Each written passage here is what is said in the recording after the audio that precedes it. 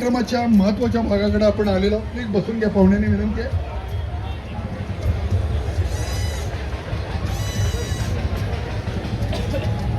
आता आपण आदरणीय डीएम काका ज्यांनी हा कार्यक्रम सुरू केला, पहिल्यांदा त्यांचं म्हणणं थोडक्यात ऐकूया. त्यांना आज कसं वाटतंय या निमित्तानं हे त्यांच्याकडनं ऐकणं जास्त महत्वाचं आहे. मी विनंती करतो तत्कालीन president of the year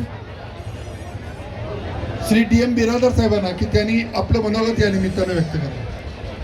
2000 yes the year 2000 president DM बिरादर साहेब.